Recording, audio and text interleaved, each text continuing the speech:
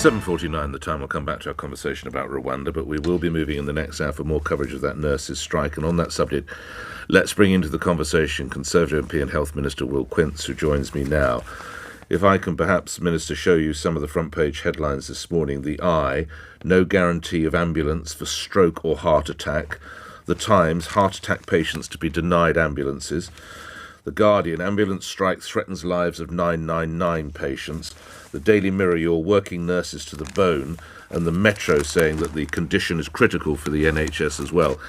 Can we last and for all now stand down the pretence that the NHS is safe in the hands of the Conservatives? This is nothing short of a shambles brought about by your administration, isn't it? Good morning. Well, Good morning, Nick. It's nice to see you and hear you. Of course, those are front pages that no government minister or indeed anyone across the country would want to see. I think there's a couple of points though. The first is that the government accepted the independent pay review body recommendation for all Agenda for Change staff. So that includes nurses, paramedics, and ambulance staff. We accepted those recommendations in full. On your points about the ambulance strikes tomorrow, I've been absolutely clear with the unions. The Secretary of State and I are meeting them again later today. There are local derogations that are happening at an individual level between unions and individual ambulance trusts, that life-threatening and emergency situations must be covered as part of minimum service level guarantees, and we'll be repeating that expectation later today. Right. Back to my broader point, though, we have a second day of a nurses' strike. This is the first time in more than 100 years. We'll have more ambulance strikes later in the week. It's all on your watch. Morale is said to be at an all-time low. And your boss, the Health Secretary, was confronted, understandably, I would argue, by the concerned mother of a 3-year-old whose treatment has been delayed for 5 days due to a shortage of beds. So I put it to you again. Your stewardship as the Conservatives of the NHS has been lamentable. And instead of pointing to independent review boards or whatever it is, what do you intend to do to get these folk back at work and to provide cover for the people who pay their taxes to keep you and your colleagues in the positions you enjoy?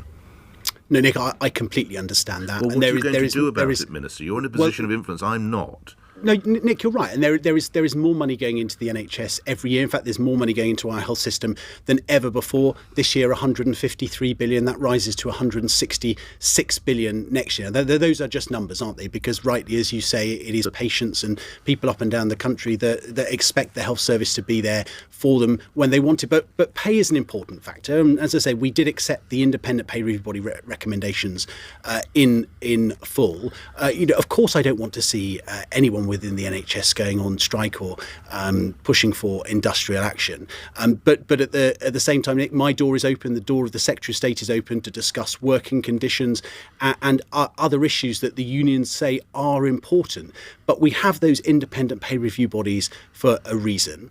They made their recommendation. It's up to the government to either accept or reject the recommendations. In this case, the government accepted the recommendation in full. Now, what the unions are asking for, Nick, the RCN in particular, 19.2%, that's 5% over and above the rate of inflation. For some context, that's around £700 million for every 1%, equates to about £10 billion, which would have to come out of the NHS budget, a budget which you rightly point out, should be being spent on patients and patient care and getting down the elective backlog and waiting list that was largely caused by COVID. So the ask is unaffordable, Nick, and we accepted the independent pay review body's recommendations in full. But the two parties are at either end, aren't they?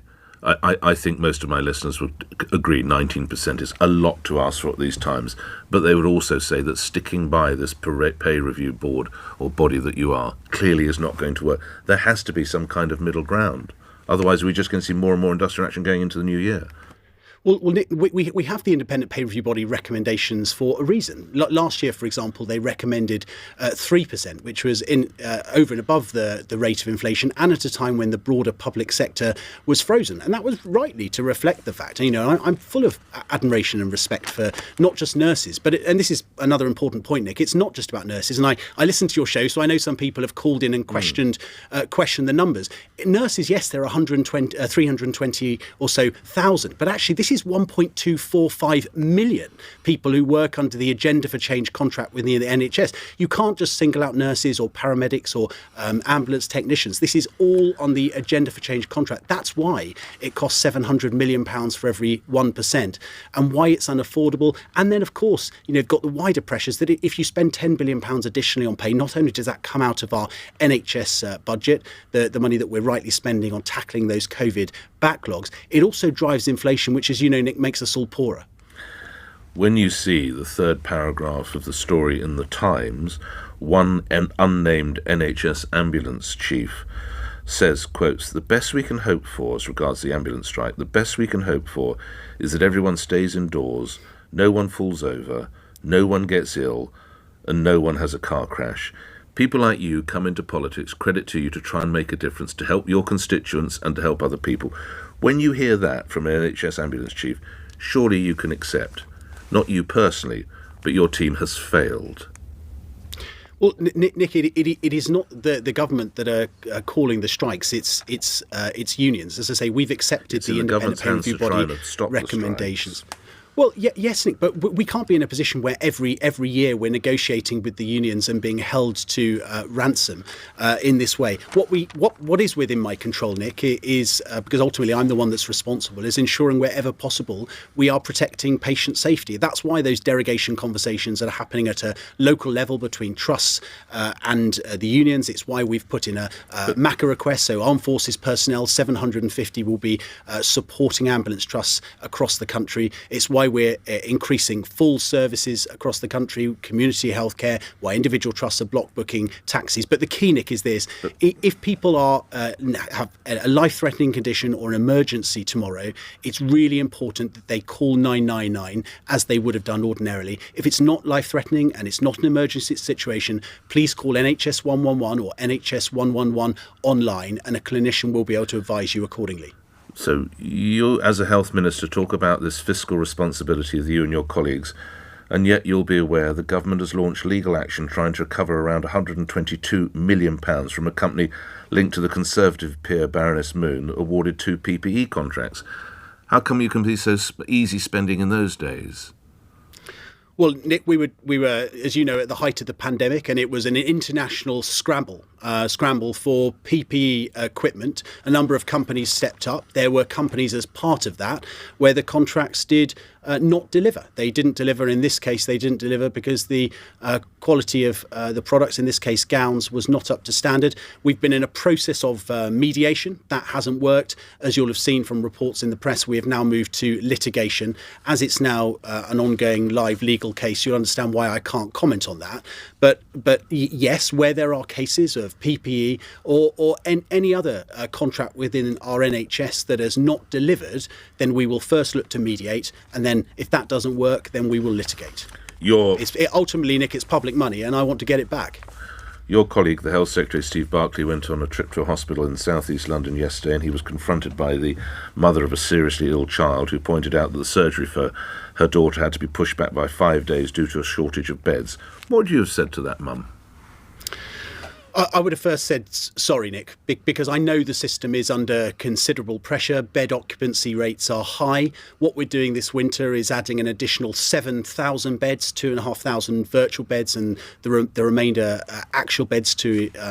We're also what's a virtual? My apologies, Minister. What's a virtual bed? A virtual bed, Nick, is in effect being monitored from home, but with equipment and people going in to support you. There are lots of patients that don't need to be in an acute setting, but they still get the support that they would have done in a hospital. We've also put £500 million into adult social care to support discharge.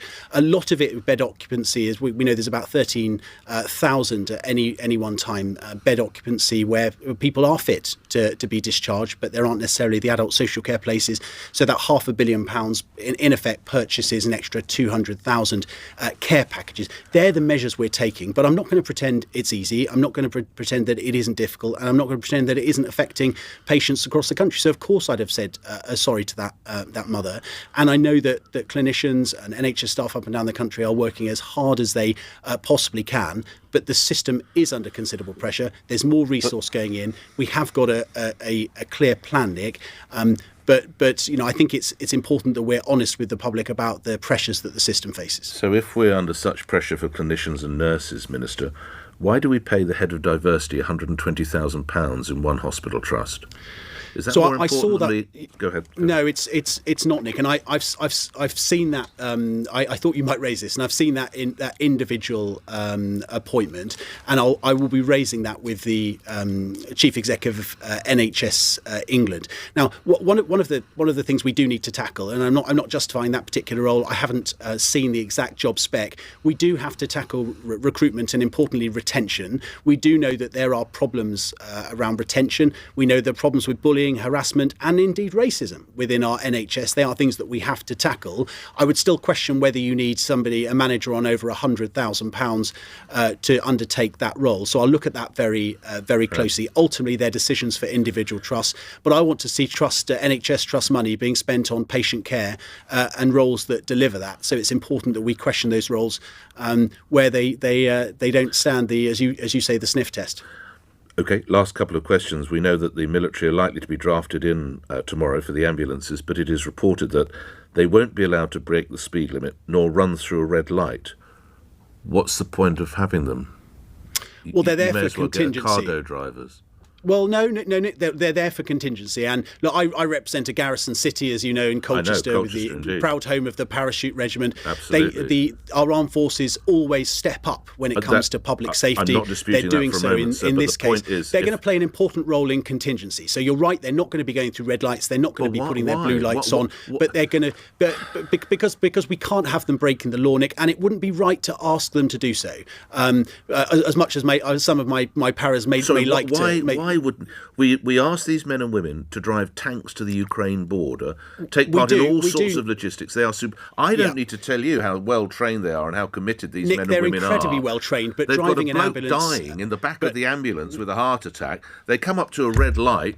Oh well, I'd better stop, Minister. That is a farce. No, Nick, I hear you, but actually the expectation is that the emergency and critical incidents will still be covered by paramedics and ambulance staff as part of minimum service guarantees. The armed forces are there in a support capacity to drive ambulances. They're stepping in, but what we don't expect them to do. I mean, Nick, you've seen it. You're a driver. You're a driver yourself.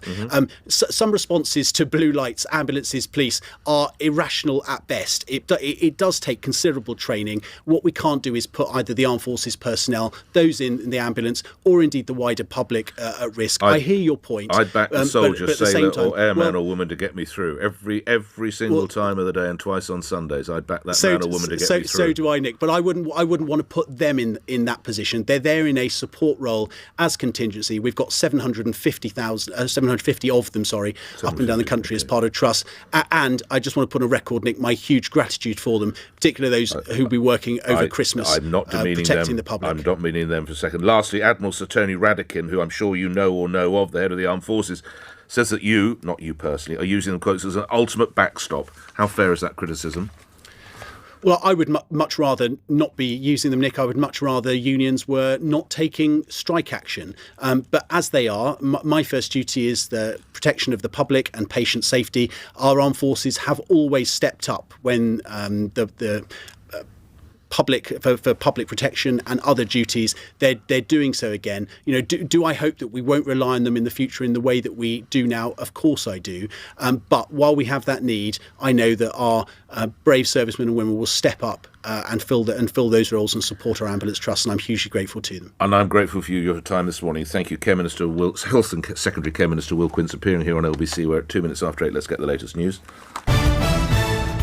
On your radio, on Global Player, and Play LBC. Leading Britain's conversation. This is LBC.